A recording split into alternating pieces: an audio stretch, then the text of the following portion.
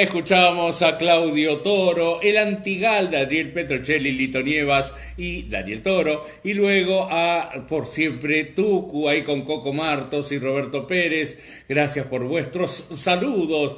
Tu pollera tucumana, de Roberto Pérez y de Ricardo Romero. Bueno, les digo que hoy teníamos nuestro segmento homenaje nuevamente y tenemos la charla con uno de los grandes referentes de nuestra música, que es el señor Roberto Rimoldi Fraga. Le damos las buenas tardes, le decimos: hola Roberto, ¿cómo estás? ¿Cómo te va vos? ¿Qué decís? Bien, bueno, el placer de poder saludarlos, estar en contacto directo con la audiencia, bueno, a toda la gente de Lincoln, mi abrazo fraterno, y bueno, tratando de cumplimentar esta tarea que nos toca socialmente vivir, que uno la está compartiendo con todo el país, en esto que son encuentros, que son reportajes. En la mañana estuvimos hablando con Rosario, al mediodía con Tucumán, y bueno, ahora está Lincoln, así que de alguna manera es una forma de cumplimentar esta tarea de contar lo que uno viene haciendo, las novedades, y bueno, deseo de reencontrarse con lo que significa el cariño, el aplauso, lo que tiene que ver con el público, ese contacto directo que tiene el artista con su gente.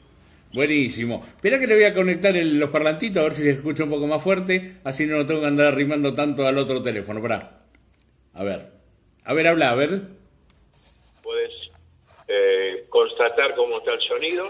Ahora sí, está perfecto. ¿Vos me escuchás bien? Como si tuviera 5/5, como dicen.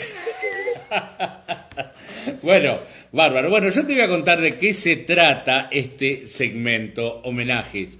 Este segmento homenajes es para que, bueno, vaya, si la gente no te conoce, pero para que te conozca más todavía, y que cierres los ojos, te voy a pedir, vuelvas para atrás, para tus comienzos, y nos cuentes cómo arrancó Roberto Rimoldi Fraga con la música.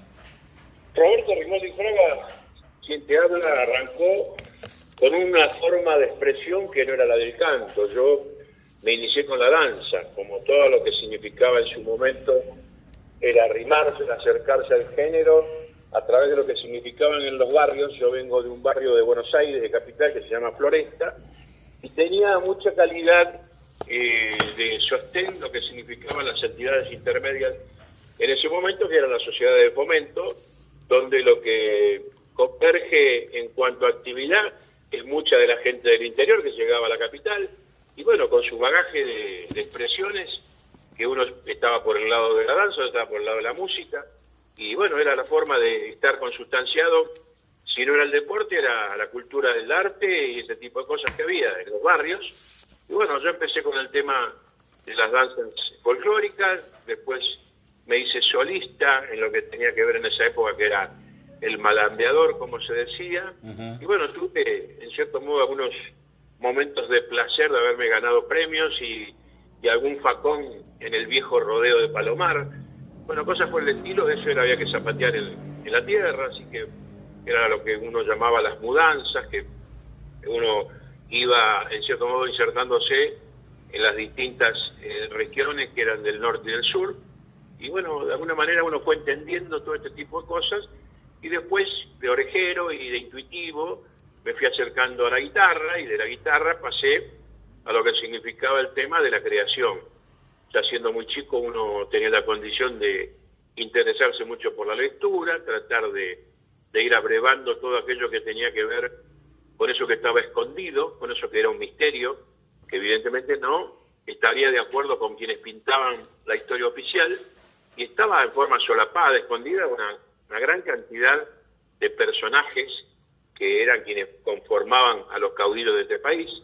Y en esa especie de revisión uno fue entendiendo el porqué de esas inquinas, el porqué de esos subterfugios que tiene la historia, de esas luchas intestinas, de por qué no trascendían, y bueno, los intereses creados que siempre prevalecieron, me fueron dando el interés desde muy joven de buscar aquello que a mí me atrapaba como personalidades de cada uno. Y bueno, empecé a buscar distintos autores, distintas formas de pensar, buscando el equilibrio entre el detractor y el que lo ensalzaba a ultranza. Trataba de encontrar qué había pasado, los intereses que significaban en ese momento internamente y exteriormente, las circunstancias de vida, las presiones que existían en el centralismo de Buenos Aires, bueno, todo ese tipo de cosas me fueron dando después lo que nació desde el estudio, desde el secundario, empezar a buscar realmente la forma de poder escribir, y así nació el autor y el compositor, internamente, que evidentemente trascendió al gran público a través de las obras que uno hizo, ¿no? Y pasar por las instancias del interés, de lo que significaba la esperanza, como muchos de los chicos que eran pares míos, de llegar al gran público, con todo lo que concierne a eso, el tema a veces de las promesas incumplidas, de gente que jugaba mucho con la ilusión y la esperanza de uno, y tengo lo tuyo en carpeta, y veniste el jueves, veniste el martes, y a veces año calendario esperando lo que en esa época era el acetato, que eran grabar 4 temas, y después, bueno, vinieron otro tipo de posibilidades técnicas para poder hacer cosas con mejores sonidos, pero bueno, ese tipo a mí evidentemente me fue fortaleciendo en las convicciones, y así fue que uno llegó a los grandes festivales, a los emblemáticos, y después tuvo una trascendencia increíble porque mis pares, o los cantantes de la época, la condición que tenían era cantarle a la romántica, cantarle al terruño, y entonces, bueno, apareció un joven de 20 años con su melena al viento, el poncho arriba del hombro, y como te estoy extractando lo que en su libro de Civilización y Barbarie dijo nada menos que don Arturo Jaureche, que hizo tambalear la historia oficial, grosso grande, grosso chico, más o menos pormenorizando lo que fue la llegada, el advenimiento mío al público. Y bueno, y una sensación como que la gente esperaba esa especie así de mensaje, y se plasmó una comunión entre público e intérprete que es hasta el día de hoy, ¿no? Tenemos 3 generaciones por encima, donde me ha pasado hace unos años en Santiago del Estero, y en el público venir 3 personas a felicitarme, saludarme, y había una chiquita, una mujer más grande y una señora mayor, y eran abuela, hija y nieta. Entonces, de alguna manera eso pintó en una semblanza de lo que significaba lo que uno había pasado meteóricamente en la vida de distintas personas, y que evidentemente se conservaba en la familia ese mensaje que es hasta nuestros días. Y justamente hoy, que es lo que se cristalizó como una epopeya, este 1 de octubre histórico, que nos dio la posibilidad de repatriar nada menos que a nuestro brigadier don Juan Manuel de Rosas, y algo que era el ostracismo del olvido, que evidentemente estaba sepultado causalmente, como yo digo siempre, el padre de la patria, que no dudó un instante en legarle su sable de campaña, porque él entendía que él estaba peleando, independizando países en la cordillera, mientras don Juan Manuel cuidaba lo que era la aduana y el comercio exterior de este país. Evidentemente no estando de acuerdo con el centralismo que prevalece, ¿no? Que ese vocablo tiene avidez y tiene vigencia en nuestros días, cuando dice Dios está en todas partes, pero la oficina la tiene en Buenos Aires. Entonces, ese tipo de cosas, evidentemente uno las fue entendiendo, las fue tratando de exteriorizar en su pensamiento, en su canto, y bueno, y Dios me dio el premio de evidentemente lograr esto que era impensado, las circunstancias de vida. Teníamos que ir a tratar este tipo de cosas con el enemigo, porque el diálogo era con el Foreign Office, la Cancillería inglesa, donde estaba en carne viva Malvinas. Era muy difícil ese tipo de cosas, se cristalizó y se logró, y bueno, fue el objetivo que tuvimos quienes estuvimos en esa campaña, en esa posibilidad de embajada, de venirnos con el premio que significaba volver con nuestro prócer, con nuestro patriarca, a Buenos Aires. Bueno, entonces fue esa epopeya de Southampton, Londres, Orly, Francia, Rosario, navegar, pasar por la Vuelta obligado, que con la gente de San Pedro y la gente de Varadero, ofrendas al río, salva de cañones de la orilla, llegar al puerto de Buenos Aires con 5.000 jinetes de todo el país, venir por Libertador, subir Callao al revés, y llegar a la Recoleta, donde uno decía, bueno, misión cumplida, está depositado en su lugar de familia, que es el Panteón de los Ortiz de Rosas, y ahí quedó el sueño como un broche interesante de lo que significaba, de un chico de 15 años, 14 años, que se entusiasmó con la personalidad del individuo que luchaba, que tenía la fuerza para poder lograr todo lo que hizo, con una relación directa con los aborígenes, donde apadrinó caciquejos y cosas por el estilo. Evidentemente, bueno, por eso digo, yo nunca en mi vida he recibido un Martín Fierro, ni de plata, ni de oro, ni nada, ni un Santa Clara de Asís. Pero tengo cosas que son premios de la vida como personaje físico, de tener este premio, de haber logrado el hecho de la repatriación de los restos. Tengo un cofre que me entregaron en el regimiento de Granadero a Caballo, donde está la tierra de 21 lugares donde participó nuestro padre de la patria. Tengo la tierra de Darwin, donde quedó el cabo primero Maciel, que me lo trajo su madre, sables de la época de Rosas, bueno, montones de cosas, gustos, cosas que la gente me ha hecho depositario por una condición de vida, por ser consecuente con lucha. Bueno, y hoy en día me tiene el pueblo en sí con cosas que, una especie de tábano, donde me duelen, ahí estoy, y en este momento tengo un gran dolor por la muerte inútil de este oficial inspector de la policía montada, que evidentemente pensó en lo que significaba el tema de perder su carrera, y en ese interín evidentemente lo acuchilló un desorientado mental, y bueno, y esas son las cosas que a uno le duelen, y a partir de ahora evidentemente los gobernantes piensan que era útil tener una taser, una pistola taser para poder, de cierto modo, paralizar, pero tarde, todo es tarde. Y después tenemos algo que es impensado, pero que a mí me duele, porque tiene relación con lo que significa el tema de la naturaleza y cosas por el estilo, y que hay gente que evidentemente intencionalmente está quemando los campos para hacer proyectos edilicios y cosas por el estilo, y no se dan cuenta o no tienen el interés real de que ahí hay vidas, gente que va a pelear para salvar su casa, bomberos que han elegido vocacionalmente por herencia, porque tienen abuelos, porque tienen padres, porque tienen tíos, porque tienen padres que eligieron ser voluntarios, no cobran un peso y colaboran con el prójimo. Y esta gente que está elucubrando económicamente con algo para hacer un proyecto de cabal y cosas por el estilo, en vez de trabajar en el desmonte, no, ¿qué hacen? Queman. Entonces, este tipo de cosas son las que a uno lo sublevan, le da mucho odio. Entonces, uno está se reconoce como cantante, como autor, como compositor, como actor, como bailarín, pero hoy estoy en un periodo donde uno está misionando. Hoy uno está misionando para el que viene atrás escuche y tome partido por lo que es su partido, su país, perdón, lo que tiene que ver con su tierra, lo que tiene que ver con su idiosincrasia de vida, con su identidad, la pertenencia a las raíces a esta querida nación. Qué bárbaro. Volviendo un poquitito nada más para atrás, y volvemos a Rosas, vos llegaste a ver el cadáver de Rosas, ¿no? Sí, por supuesto que sí, la exhumación que se hizo en Southampton, sí, estaba por supuesto 2 cajones, en el cual estaba arriba el brigadier y abajo estaba Manuelita, que era su hija. Su hija, sí. Y era un mausoleo que evidentemente, bueno, sí, hubo que, para poder pasarlo a un cajón más chico, porque era un cajón dentro de otro cajón, con un platito de esos de plata que era para santiguarse en los pies. Bueno, todo ese tipo de cosas uno lo vio y evidentemente, como te dije en un momento, tuvo el premio, tuvo la posibilidad. Yo, es más, venía tan ensimismado y mimetizado en el viaje que venía con el cajón, venía sunchado en la parte trasera del avión, y yo venía hablando con mi tatarabuelo, le decía a don Juan, volvemos, por fin se terminó esto.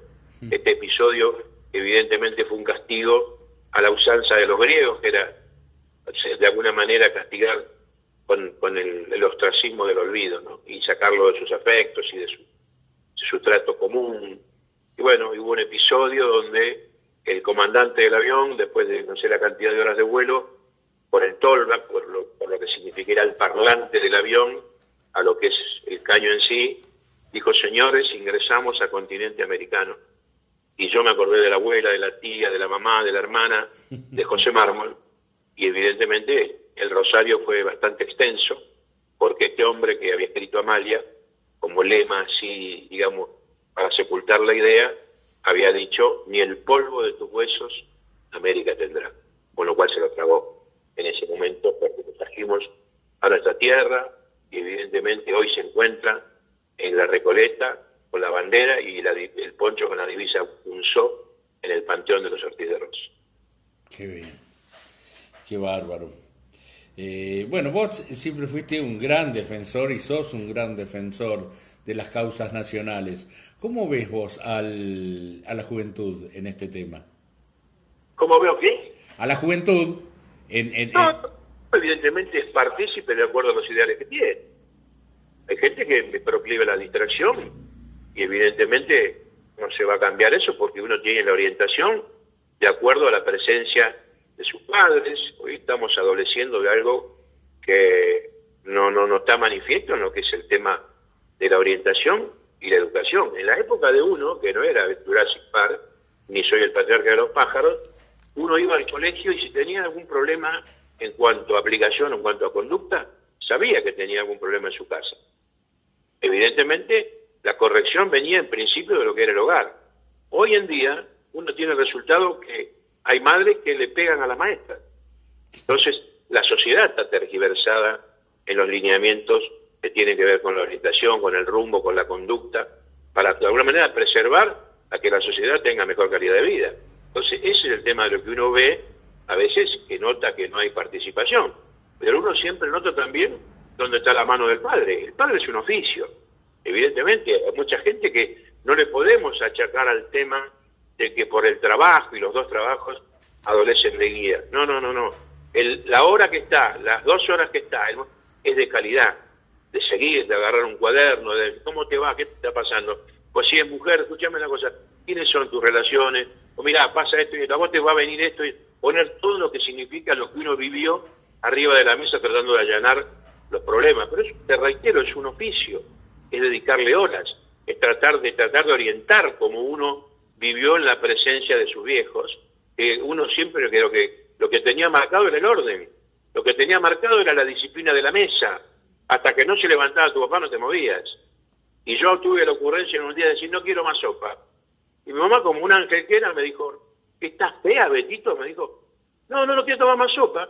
Bueno, mamá se levantó, que éramos 3 hermanos, vino a mi plato, me dijo, qué bueno, agarró la sopera y me la cargó en la cabeza el plato, me lo puso, y llenó el plato de nuevo. Bueno, santo remedio, nunca más dije, esto no me gusta. No me gusta cuando yo manejo la cosa, cuando tengo la opción, al ser yo quien está gestando la posibilidad del alimento. Ahora, mientras el alimento es en la casa de tus padres, tenés que respetarlo. No es que sean ogros, no. Orden, disciplina, tener orientación, saber cuáles son los destinos. Evidentemente, esas son cosas que le faltan a la sociedad. Entonces, yo eso es lo que veo. Porque de alguna manera, cuando dice es adolescente, y el adolescente adolece, la palabra te lo dice. Adolece de guía, adolece de rumbo, adolece de orientación. Entonces, evidentemente, acompañando lo que significa el hecho de ir buscando, uno siempre dice, mirá, yo te voy a poner arriba de la mesa todos los problemas, pero ahora el auto lo manejas vos. Es tu condición de cómo orientarte. Pero no vengas dentro de unos años y decirme, viejo, me dejaste solo, no me dijiste cómo era la cosa.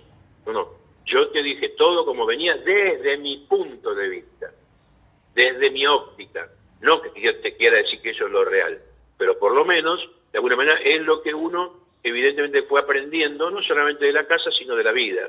Y bueno, lo que pretendo, nadie te va a hablar con más amor que un padre, cuando el padre es presente, ¿no? Me encanta. Qué bueno. ¿Estás ahí? Sí, estoy, pero ni quiero respirar. Bueno, pensé que te habías Ni respiro porque es tan interesante cada palabra que ni respiro. Escúchame. No, ¿qué pasa? Son crudas realidades. Sí. Que uno evidentemente agradece a Dios, a nuestro Señor, el hecho de haber tenido tanta relación en la vida con distintos espectros sociales. Yo te digo una cosa, por ejemplo, la gente, los promotores o los representantes que te decían, ¿querés ir a un hotel 5 estrellas o a una casa? No, a la casa. Porque en la casa yo iba a hablar en el hotel iba a hablar de fútbol o de minas con el conserje. Entonces lo que me interesaba a mí era saber quién era el personaje del pueblo, quién era aquel, porque todo el tipo que es autor, de alguna manera abrevan este tipo de historias personales de los pueblos. Claro. Entonces, eso es lo que a mí me daba la cultura del lugar. Entonces, eso fue a mí lo que me fue dando un espectro de vida donde realmente siempre me llamó la atención de nuestro querido país es muy exclusivo en el sentido de que acá hay hijos profesionales de padres obreros. ¿Por qué? Porque los ciclos terciarios de cualquier país valen fortuna. Y acá se ha ido mucha gente. Yo siempre agradezco a la guitarra la posibilidad de haber conocido mundo. Pero hay mucha gente en el mundo entero que habla maravillas de la cultura argentina, de sus catedráticos, como te dicen todos en Centroamérica, no profesores, de la forma en que nos guiaban y nos daban la idea de cómo era la vida. O sea, pues es así, uno se interesa por las materias de acuerdo al profesor, pero también el profesor deja de lado la materia que en cierto modo desarrolla para hablarle al joven de lo que va a sufrir, de lo que va a tener, y poder orientarlo desde el punto de vista mayor, por su experiencia, ¿no? Ese tipo de cosas. Pero bueno, uno fue aprendiendo y fue aprendiendo, o sea, poniéndolo adentro, lo que significa la sabiduría de los grandes, Yo siempre digo una cosa: ¿cómo puede ser que 2 viejos criaron 8 hijos? ¿Y cómo puede ser que 8 hijos no puedan criar un viejo o acompañarlo en el tiempo de vida hacia la muerte? Un paso que es evidentemente cronológico. Entonces, este invento de los depósitos de abuelos y de cosas por el estilo, que ahora vimos tantos infectados e incendiados y cosas por el estilo, bueno, lamentablemente la sociedad lo ha llevado a esta historia. Es como que un viejo molesta, ¿no? Un viejo es sabiduría propia. Yo las cosas, evidentemente, las aprendí de la gente grande. Tuve el problema gravísimo para un chico que no tuve abuelos, porque al ser el más chico de los hermanos, habían muerto los 4. Y yo la jodía a mi vieja en el sentido de: mi mamá, alquilame un abuelo, quiero tener un abuelo, quiero saber cómo es la posibilidad. Bueno, Dios me dio la aventura cuando gano Cosquín, conozco un personaje de la vida, que por ahí, no sé si vos te lo recordarás, pero yo le decía abuelo, y era don Domingo Toscanito Marimón. Bueno, que ganó la doble Caracas, que tenía un hijo que se llamaba Onofre, que era compañero de Funky González, corría en Fórmula 1 y se mató en Nürburgring. Bueno, yo con ese viejo aprendí tantas cosas de la vida, de esa gente que estuvo en la facultad de la calle, ¿me entendés? Él era zarateño y conocía mucho de autos. Entonces, ser chofer de las señoras de la Alcurnia, evidentemente saltó al tema de poder estar en comunicación directa con todo lo que era la sociedad y las cosas por el estilo. Tenía adoración con lo que significaba el tema del automovilismo. Bueno, y esto le tocó una etapa muy brava como la de ahora, pero de tuberculosis. Moría la gente como gorriones. Y bueno, se instalaba mucha gente porque por una condición climática los llevaban a Vialet Macé, a la clínica que estaba ahí, que era la colonia que le decían, al lado de Coquín. Sí. Bueno, por el sol, que más o menos algunos recuperaban y otros evidentemente se iban. Pero bueno, ese viejo me enseñó tantas cosas de la vida, que decía, bueno, me pasaba horas, él tenía adoración conmigo, Tigracho me decía, bueno, y siempre tenía ese toscanito que lo pasaba de un lado al otro de la comisura de sus labios como si fuera un chupete. Lo tenía a la derecha, te hablaba y lo sacaba por la izquierda. Era como un juguete que tenía ese toscanito. Y bueno, pero evidentemente me dio la condición de haber recuperado un abuelo del corazón, que no lo pude llegar a tener, pero era todo enseñanza. Y antes era así la cosa. La experiencia de vida te formaba, te abría los ojos, porque la habían pasado antes, ¿me entendés? Entonces, eso es lo que en cierto modo uno extraña de la sociedad que está perdido, ¿viste? Escuchá gente grande que dice, cállese la boca, mocoso de mierda, ¿me entendés? Que le diga al abuelo, no, vos no podés opinar. ¿Cómo no podés opinar, viejo? Ese hombre formó una familia, formó la casa, le dio posibilidades. En muchos casos vinieron de la miseria de la guerra, donde comían raíces, pedazos de suela. ¿Y cómo le vas a decir que no puede opinar? Por eso hay cosas que evidentemente son muy traídas de los pelos y uno las... No, como yo no tengo contra, ¿viste? En ese sentido soy transgresor por naturaleza. No tengo compromiso para decir las cosas que digo. Para mí no hay nadie que me va a venir a frenar, a no ser nuestro Señor, ¿me entendés? Que diga, bueno, se acabó lo suyo, vámonos. Pero después no nació ninguno que me diga, no, usted no puede hablar. Pasó lo que pasó, tuve prohibido, pero nunca abandoné el país. Nunca. Esta es mi tierra y aquí moriré. Y así la adoro. Y es más, siendo joven, no sé por qué te estoy contando tantas cosas, pero me da esta sensación de diálogo, de coloquio en el sentido de acuerdo a tu forma pacífica de poder entender lo que uno hace. Pero siendo joven me hacían reportajes y yo decía, ¿Sabés qué sucede, hermano mío? Yo me puse de novio con Argentina.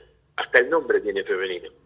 Y me duele cuando sufre y me pone feliz cuando triunfa y cuando es feliz el pueblo. Bueno, esa es la condición que yo tenía mentalmente siendo como dicen los litoraleños, los gurises, no me paraba, el uruguayo, los botijas. Los botijas. Bueno, como dicen los yoruba, el botija.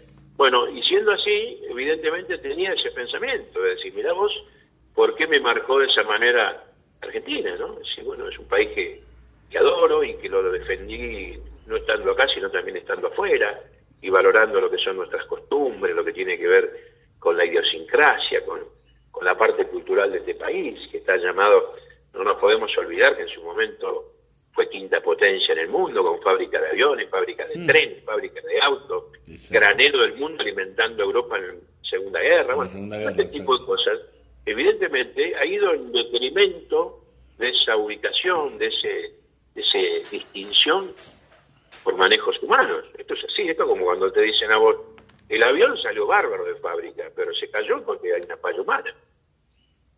¿Se entiende lo que te digo, no? Pero perfecto.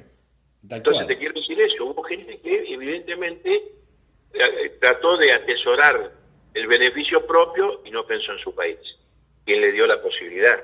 O sea, cuando llegaste a sentarte en un sillón, te olvidaste de la realidad por qué llegaste, de las promesas de campaña, te olvidaste que eras un referente de la necesidad de tu pueblo. Por eso llegaste, para cumplimentar en ese periodo de gestión, de llevar tu país al frente para que evidentemente tenga la sanidad mental de la dignidad de lo que significa el trabajo, no de la dádiva.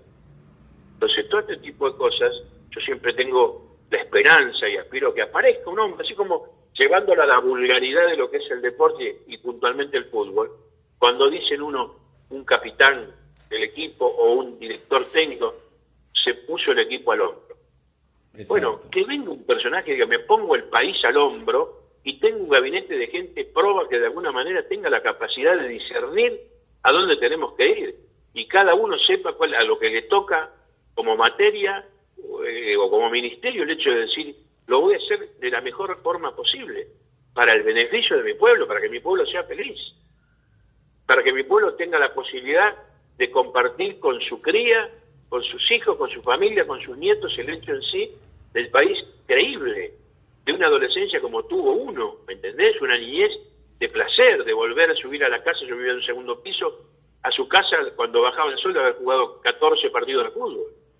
Pero vos y crees comer que... mandarina de una planta que evidentemente había que saltar un alambre, cosas que condicen con la edad, no con cosas que evidentemente se le niegan o no las pueden tener de acuerdo a lo que es la condición de vida de un chico.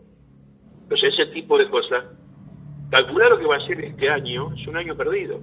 Totalmente. Y la secuela que va a tener esta historia, porque uno dice de repente, estoy en una casa alejado de la ciudad, pero bueno, por lo menos tengo plantas, me encanta, viste, ver cómo crece un limón o cómo crece una naranja, o cosas por el estilo, o cortar el cerco, o regar una planta.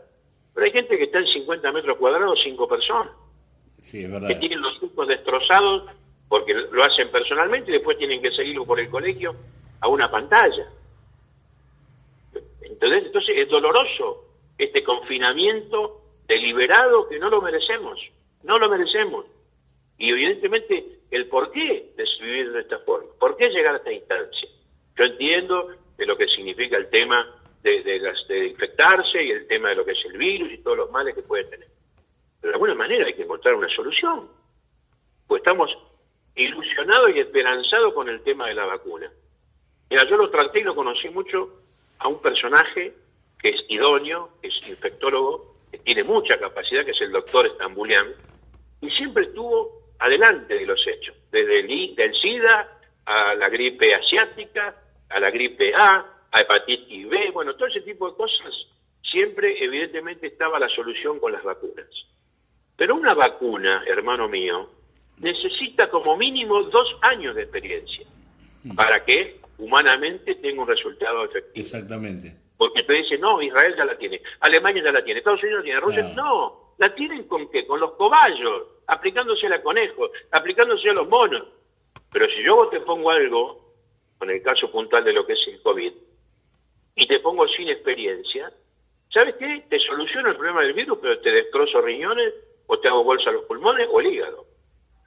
Sí, es Esto es verdad. como el plomero del Titanic que solucionó la proa y en la popa se entra agua por todos lados. Entonces, evidentemente, tenemos que estar informados de la realidad de lo que significa, sobre todo la salud de la población, con gente capacitada y que hable claro. Es como antes te decían, no, evidentemente es un mal de una enfermedad. No, hoy vas a un médico y te dice, mire, tiene un problema grave, tiene un linfoma, tiene cáncer.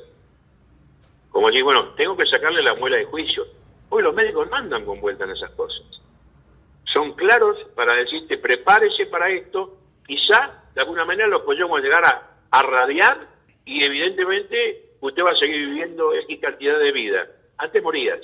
Bueno, con las cosas que ha avanzado en cierto modo la ciencia, hoy lo puedes parar, o con la quimio y cosas por el estilo. Pero te lo dicen.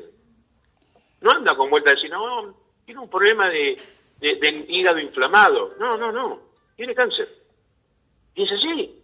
Entonces, vos te preparás anímicamente, mentalmente, espiritualmente, a decir, bueno, me tocó. Vamos a ver cómo coopero para que esto se solucione. Pero con claridad. Claro. ¿Entendés? No con cuento, no se puede vivir con cuento, para nada. Bueno, son cosas que uno a veces evidentemente las razona y esto me da la opción a razonarla en voz alta. Y evidentemente siempre hay gente que escucha este tipo de cosas y toma sus premisas y sus puntos de vista. Pero bueno, uno en esto se considera frontal y siempre me he hecho cargo de las cosas que he hecho. Y en cualquier, digamos, situación de la vida he tenido condiciones a veces de no estar de acuerdo con quienes gobernaban y no estar de acuerdo con quienes decidían y quienes manejaban los destinos de un canal, cosas por el estilo. O sea, yo tuve 4 años con Sembrando Conciencia, un programa que lo veía el país entero y aparte entraba como un puñal a todo lo que es la parte sur de Brasil, Río Grande, Porto Alegre, la gente se referenciaba. Y un día apareció un personaje que me dijo, bueno, Roberto, esto se termina porque de alguna manera vamos a darle paso al under. ¿Quién es el under? Digo, ¿quién viene acá? ¿Otro nuevo? No, me dice, porque evidentemente la gente que no tiene espacio y vamos a dejar, en cierto modo, un tiempo al tango y al folclore. Le dije, mira, hermano, yo lo que te puedo sugerir, a vos te va a jugar la vida. Vos no podés renegar de tus raíces, de las raíces de tu país. Pero de alguna manera hoy manejas el poder. Era vocero, era ministro de Cultura. Bueno. Y bueno, evidentemente Sembrando Conciencia se levantó. Y lo peor del caso es que no se tomó el formato ni el esquema para hacer esta cosa. Bueno, este personaje después terminó siendo el que manejaba la prensa de Shakira. Este hombre que tuvo la libertad de decir, no va más el tango y el folclore en el Canal 7. Que lo que nunca entendió, como muchos funcionarios, que cuando uno dice el canal es estatal, no es de gobierno. El Estado es el pueblo. ¿Entendemos? Exactamente. Entonces vos no te puedes arrogar la libertad de discernir quién va a escuchar lo que a vos te gusta. No, estás privando a la gente de cualquier lugar, de todo el ejido de lo que significa tu país, a que pueda estar en contacto con sus cantantes, con su música, con su cultura, con sus literatos, con sus pintores. Porque se te ocurrió decir, bueno, vamos a darle paso adelante. Bueno, esas son las cosas que evidentemente han terminado con muchos procesos, ¿no? Lamentablemente. Y bueno, después vuelven cosas, pero no con la idea de recuperar lo que es la cultura. Yo tenía una preocupación enorme en lo que era el formato del programa, que nunca faltaran en cada emisión los payadores y los artesanos. Porque es la cultura de mi país, es la forma de pensar, el repentismo, el hecho de lo que es la improvisación, y sobre todo lo que es el trabajo que le atañe a la gente de campo, y la trabaja del soguero, lo que tiene que ver con la platería de campaña, en otras regiones lo que es el alfarero. Todo ese tipo de cosas hacen a la cultura nacional del hombre que tiene la condición de haberlo aprendido de chico. Y lamentablemente si vos no lo contenés y no lo amparás y no lo de alguna manera divulgás culturalmente, ese hombre cronológicamente se va de la vida con su capacidad. ¿entendés? Entonces, lamentablemente eso sucede en quien tiene el conocimiento de lo que es la actividad del campo.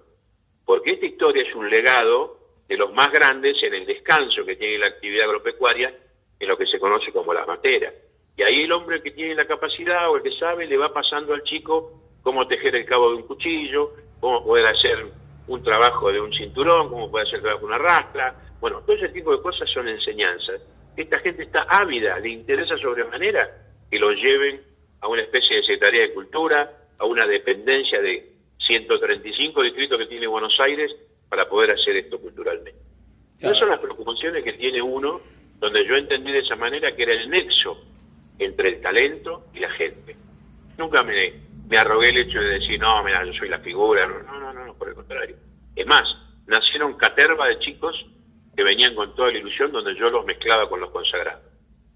Y bueno, hoy en día hay varios de ellos que se han hecho profesionales y que funcionan en los festivales, aparte, o sea, no te voy a decir como resultado de la preocupación de uno, sino simplemente con el empujón o el amparo de hacerlos conocer al gran público. Mientras haya, el tema es que no hay gente idónea en los cargos que tiene que haber. Buscan su... van cambiando las figuritas y nunca hay gente que tiene la capacidad, una Secretaría de Cultura, de tener gente que sea capaz, sea capacitada y sepa. Ese es el tema. La cartera de, qué sé yo, de Hacienda está mal, ahí vuela el secretario y lo mandan para otra cartera. Es así. Bueno, eso lamentablemente la historia es así, por eso yo hablo de un hombre que venga con intenciones distintas y tenga un gabinete que evidentemente tenga el filtro de decir, vos desde lo privado, ¿en qué te manejaste? Esto lo conozco bien. Bueno, perfecto. Ahora vas a trabajar para el Estado, vas a trabajar para tu país. Vas a ser reconocido en lo que sea tu remuneración. Para que no tengas necesidad de entrar, porque si yo estás bien pago y yo te tengo que pescar a vos en alguna trapisonda de corrupción, te tengo que rajar al instante. Exactamente. Al instante. No mandarte a tu casa, ¿eh? Ojo, adentro te mando. Vas a la cárcel. ¿Entendiste? Porque estoy tomando lo que significa al pecunio de tu propio país, a lo que no te pertenece. Bueno, esas son las cosas de ejemplo que uno ha tenido en esta joven historia de 200 años, que nosotros si nos tenemos, convengamos que estamos hablando a veces de culturas de 5.000, ¿no? Y nosotros tenemos un karma de 200 años de enfrentamiento. Eso es lo que ahora se viene a descubrir como algo nuevo y lo denominan grieta, ¿no? Esto siempre fue así. De alguna manera siempre tuvo marcadas las diferencias y las antinomias de lo que era federales y unitarios, lo que tenía que ver con peronismo, antiperonismo. Había un problema militar, decían azules y colorados, siempre había una división en él. Y bueno, así no. Lo único trascendente de este querido país, en el cual compartimos ideales y esperanzas, es Malvinas. Lo único que no tiene tendencia, que evidentemente tiene un referente en cualquier punto del país, sea una mujer, sea un hijo, sea lo que sea, pero de alguna manera es gente que evidentemente ha sido una batalla que ha tenido la consideración de la lucha y algo que no es normal, que no es común, reconocido por el enemigo, no así por la parte interna del país. Murieron 649 héroes peleando y se superó la cifra de gente suicidada. ¿Por qué? Porque no cumplimentaron las promesas. Entiéndanse, políticos, empresarios, todos los que pusieron la trompa en el momento y el pecho así, no, después se fueron. Cuando se fue el fotógrafo, se fueron a matar al fotógrafo. Entonces, esto es, de cierto modo, el dolor, este es el karma que uno tiene, en cierto modo, de lo que significa. Y encima escuchar a un tarado mental, porque otro calificativo no puede tener, que se llenó la boca diciendo que perdieron la guerra por cobardes. Un cagón marca cañón que, hablado porque nadie resiste un archivo. Sus propios compañeros de Colimba dijeron que lloraba cuando se enteró que tenía que ir a Malvinas. Se puso a llorar y buscó la injerencia de un pariente que tenía militar para no ir. Bueno, estas son las cosas de alguna manera que revalidan y levantan el espíritu del coraje, de esa hermandad donde en la guerra no existen jerarquías, no que un oficial está por encima del soldado. No, ahí la bala viene para cualquiera de los dos. Y así murió el teniente Esteves sacándose su casco porque era comando y poniéndoselo a un soldado. El soldado salvó la vida y él murió. Entonces, esos hechos, o infinidad de misiones que volvieron a repetir los pilotos, que tenían un buzo verde provisto y abajo tenían el pijama que le había dado su mujer. Cuando el enemigo tenía temperatura climatizada para el buzo, porque caían aguas heladas. Eso es lo que de alguna manera marca algo que no se puede poner en tela de juicio de la heroicidad y coraje y la hombría de bien de nuestros guerreros. Roberto, me quedaron un montón de cosas para preguntarte, pero bueno, siempre se dice que hay que dejar algo pendiente, porque tenía muchas ganas de hablar de tu relación con un gran líder como fue Perón, con el auto de tus sueños, ¿no? El Torino. El auto de mis sueños, ahí lo tengo en este momento.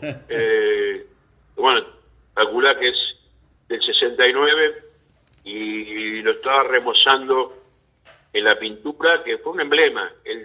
Estamos refiriéndonos al Torino, que fue el auto argentino, que yo siempre lo tenía con las ruedas de 10 pulgadas atrás y de 8 adelante, las ruedas argentinas, y con cubierta Dunlop, y lo que tenía como, en cierto modo, detalle era la bandera argentina sobre el capot, sobre el techo y sobre el baúl, cosa que evidentemente era como un documento cuando yo llegaba a los escenarios o a los festivales o a los eventos donde tenía que cantar. Y bueno, ahora lo estoy recuperando en Río Tercero, en lo de Danny Kattemer, que es un hombre que se dedica a restaurar los autos. Bueno, él tiene como condición el hecho de hacer las réplicas de los autos que fueron a Nürburgring, de esa hazaña impresionante de un auto argentino que no se conocía, que dio por tierra de los intereses de todos los autos famosos de Europa. Y fue una epopeya con 9 pilotos que evidentemente eran todos de gran valía y de alta gama de conocimiento, y bueno, evidentemente nada menos que comandado por Juan Manuel Fangio, ¿no? Que evidentemente, y casualmente ayer cumplió 80 años Oreste Berta, que fue el mago de Altagracia, el creador de esta hazaña de haber puesto en ruta, en pista, nada menos que en Nürburgring, un circuito dificilísimo, porque tenés distintos climas, tenés sensaciones distintas, porque te encontrás con un bosque, un llano, pero sale el sol, tenés lluvia, o sea, es un circuito muy particular, muy interesante, pero ahí el Toro pisó el rodeo ajeno, pero evidentemente dejó las marcas. Totalmente. Y bueno, ese fue el auto que a mí me familiaricé y tuve la posibilidad de recorrer mucho país con ese auto, así que es un emblema, es un documento para mí que lo valoro muchísimo. Roberto, muchísimas gracias. Realmente me quedaría horas escuchándote. No me dejaste hablar, mira que hablo yo. No me dejaste hablar. No me dejaste hablar, pero me encanta, a mí más que hablar me encanta escuchar. Y eso es lo que hice hoy. Igualmente te vamos a hacer un regalo a la gente más que a vos. Porque vamos a escuchar 3 temas. Romance en Celeste y Blanco, de Mario César Arrieta y Roberto. Ahí estás tocando con el zurdo, con mi querido hermano, el zurdo Junco, y con Lito Urruti. Un amor de tipo. Una belleza de tipo muy querido, muy querible, junto con el oso Urruti, que bueno, eran 2 personajes, todos ahí de la zona, como Fito Montivero, que era el bombito, eran toda gente entre Quilmes y Bernal, y bueno, uno tiene mucho cariño porque tengo sangre, mi padre nació y vivió con sus hermanos ahí en Avellaneda 330, a 2-3 cuadras de la Barrera, San Martín. Claro. Y bueno, y uno, no sé si te acordarás vos, que existía un boliche que se llamaba La Tapera, que estaba sobre la estación, y bueno, ahí hicimos varias actuaciones, colmado de gente realmente, En la época de mi padre se llamaba El Chiquín, porque era una fonda. Así que él me contaba siempre esas historias de Bernal Viejo. Qué lindo. Pero bueno, evidentemente uno ha tenido mucho cariño con toda esa gente, con Cachito, con Julito Lacarra, con Chani Inchausti, bueno, Chani Inchausti, perdón. Chani Suárez. ¿Perdón? Con Chani Suárez también. Con Chani Suárez, sí, se me bandió con uno de los arroyeños, sí, con Chani Suárez. Bueno, te quiero decir que toda esa época fue muy importante. Los chicos, bueno, nos fuimos con toda la ilusión a Cosquín, ellos iban integrando las Voces del Valle, que era el conjunto que era de Bernal, y bueno, después tuvimos la posibilidad de acercamiento con Julio, con el Oso, que bueno, el Oso sigue estando todavía con su academia, ahí en Ameguino 47, así que muy cerquita de la estación, y bueno, es un docente por naturaleza, y bueno, sigue estando con sus alumnos, pero recorrimos mundo, recorrimos país con mucho cariño, convivimos muchas cosas como familia. Así que un cariño muy directo para la soledad de Bernal y Quilmes. Bárbaro, también vamos a escuchar Romance para un niño y cerramos con Argentino hasta la muerte. Con esos 3 temas vamos a dar por concluido este segmento homenajes tan, pero tan hermoso.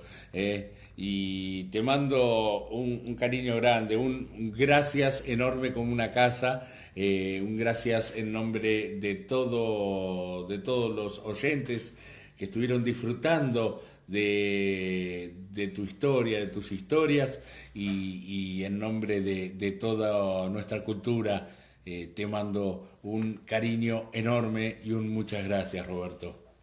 Lo mismo para vos, para toda tu audiencia, y bueno, evidentemente uno necesita constantemente de los difusores, de quienes divulgan, de quienes tienen conciencia de lo que es un micrófono, de lo que están bajando como línea, para que nuestro género puntualmente no muera, para que las generaciones que vienen por detrás entiendan el sacrificio de los que se fueron, cuando era de cabecita negra, cantar o tocar o bailar lo nuestro. Y bueno, hoy en día evidentemente está mucho más popularizado y evidentemente tiene las raíces en todo lo que hace a la cultura nacional. Así que te agradezco el momento y te reitero mi agradecimiento y mi cariño para lo que tiene que ver en esta difusión constante del folclore nacional.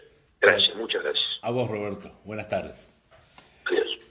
Bueno, muy bien. Qué lindo esto. Realmente un lujo fue para nuestro programa. Espera que me pongo de vuelta, me estoy quedando sin batería. 50 minutos charlando con este enorme artista, con Roberto Rimoldi Fraga. Voy a ver si voy a tener que cambiar de lugar las cosas para poder enchufar,